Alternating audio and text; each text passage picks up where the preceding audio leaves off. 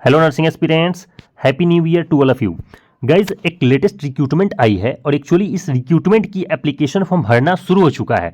ठीक है, रिक्रूटमेंट है एमपीईएसबी की तरफ से। ठीक है, एमपीईएसबी ये बहुत पहले ही अपनी एक रिक्रूटमेंट नोटिफिकेशन पब्लिश कर चुका है। ठीक है, बट आज हम इसलिए डिस्कस कर रहे हैं ताकि बहुत सारे लोग इसके बारे में अभी अवेयर नहीं है। तो जो लोग अवेयर नहीं है वो लोग यहाँ से इन्फॉर्मेशन लेके अपनी एप्लीकेशन फॉर्म भर सकते हैं। तो एमपीईएसबी ने जो रिक्रूटमेंट पब्लिश की है वो है नर्सिंग ऑफिसर की पोस्ट के लिए, स्टाफ नर्स की पोस्ट के लिए और मेल नर्स के लिए भी यहाँ पे अच्छा मौका दिया गया है। तो जो लोग भी जीएनएम या फिर बीएससी नर्सिंग किए हुए हैं उनके लिए अच्छी रिक्रूटमेंट यहाँ पे होने वाली है। ठीक है, तो वीडियो को डिटेल्स में समझ लीजिएगा, उसके बाद जाके अपनी एप्लीकेशन फॉर्म भर लीजिएगा। ठीक है, अभी हम बता देंगे कि लास्ट डेट कब तक है, बट लास्ट डेट ज़्यादा बाकी नहीं है यहाँ पे। ठीक है, चलिए बात कर लेते हैं वीडियो में आगे क्या क्या दे रखा गया है, देख लीजिएगा गाइज। एमपीईएसबी, ठीक है, ये पोस्ट है नर्सिंग ऑफिसर, मेल नर्स और स्टाफ नर्स के लिए। पहला है इसमें पोस्ट नेम है नर्सिंग ऑफिसर, जैसे कि मैंने बताया, स्टाफ नर्स और मेल नर्स। 3 कैटेगरी के यहाँ पे एप्लीकेशन फॉर्म रिलीज हुए हैं। ठीक है, एप्लीकेशन फॉर्म एक ही है बट आपको इन चीज़ों में से चूज करके भरना है। नंबर ऑफ पोस्ट की बात कर ले तो देख लीजिएगा, टोटल 82 पोस्ट यहाँ पे होने वाला है। टोटल 82 पोस्ट है, जिसमें नर्सिंग ऑफिसर की जो पोस्ट है वो 52 पोस्ट है, स्टाफ नर्स की 10 पोस्ट है और मेल स्टाफ नर्स की बात कर लें, देख लीजिएगा यहाँ पे मेल नर्स की 20 पोस्ट से यहाँ पे अवेलेबल है, जिस पे आप अपनी एप्लीकेशन फॉर्म जिसके रिगार्डिंग आप भर सकते हैं। ठीक है, पोस्ट टाइप की बात करें तो डायरेक्ट रिक्रूटमेंट यहाँ पे पब्लिश कर दी गई है। ठीक है, डायरेक्ट रिक्रूटमेंट है ये और बहुत अच्छी पोस्ट यहाँ पे होने वाली है। पोस्ट कोड बात करते हैं तो गाइज, एप्लीकेशन फॉर्म भरते टाइम आपको ये पोस्ट कोड जरूर याद रखना है। इसी पोस्ट कोड के बेसिस पे आप अपनी रिक्रूटमेंट को भर सकते हैं। सिलेक्शन का प्रोसेस की बात करें तो कंप्यूटर बेस्ड टेस्ट यानी कि सीबीटी मोड में आपकी एग्जाम ली जाएगी। ठीक है, तो सीबीटी मोड क्लियर करने के बाद आपको आपकी डॉक्यूमेंट वेरिफिकेशन के लिए बुलाया जाएगा, फिर आपकी मेरिट लिस्ट जारी करके तब आपको ज्वाइनिंग लेटर आएगी। तो बेसिकली ये सीधा सीधा सा सिलेक्शन का प्रोसेस यहाँ पे रहने वाला है।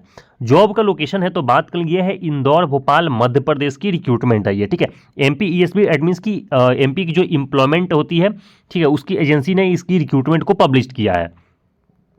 आगे हम बात करेंगे इसके रिगार्डिंग क्वालिफिकेशंस क्या होने वाले हैं। तो क्वालिफिकेशंस जानना आपके लिए बेहद जरूरी है। ठीक है, क्वालिफिकेशंस की बात करें तो सबसे पहला है 10+2 science stream from recognised board. ठीक है, यदि आपने 10+2 साइंस स्ट्रीम से किया है जिसमें कि बायोलॉजी कॉमन सब्जेक्ट होना चाहिए।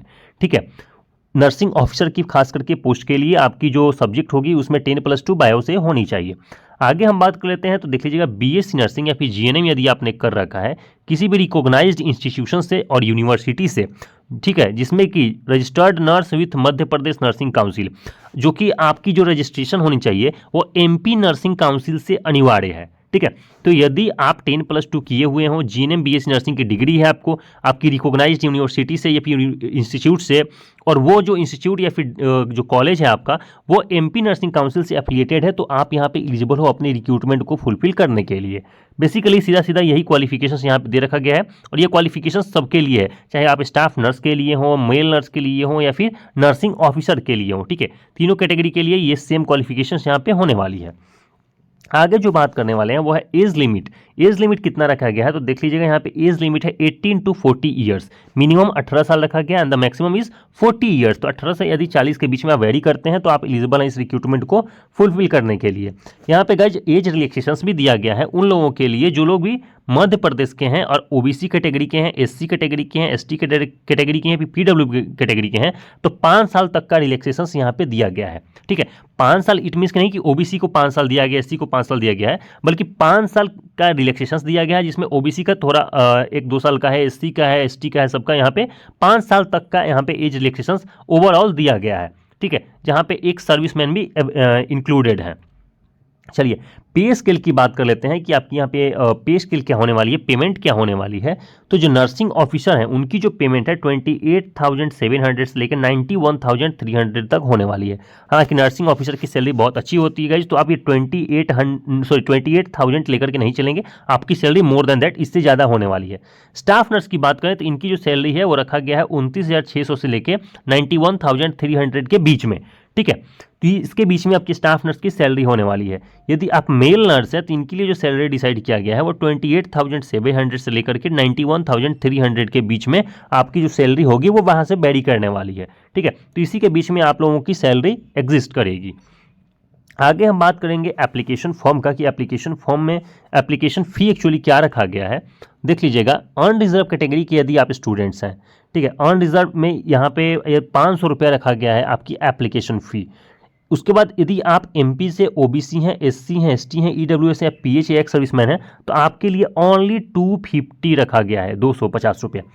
आगे हम बात करते हैं गाइज, जो अदर स्टेट के स्टूडेंट्स हैं वो लोग यदि भरना चाहते हैं तो आप अनरिजर्व कैटेगरी में ही अपनी एप्लीकेशन फॉर्म भर सकते हैं, क्योंकि यहाँ पे क्लियर दे रखा है कि एमपी के कौन कौन से ऐसे कैटेगरी है जिनको 250 रुपया यहाँ पे देना है, ठीक है, तो आप खुद भी यहाँ पे देख सकते हैं। चलिए, इसको अप्लाई कैसे करना है उसके रिगार्डिंग हम बात कर लेते हैं। तो देख लीजिएगा क्या चीज़ें यहाँ पे दे रखी गई है, क्लियर कर दिया गया है।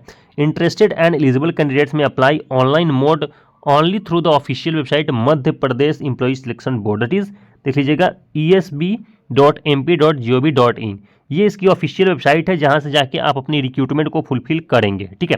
आगे मैं बताऊंगा कि एप्लीकेशन फॉर्म भरना कब से शुरू होगा और कितने दिनों का आपको टाइम दिया गया है अपनी एप्लीकेशन फॉर्म भरने के लिए।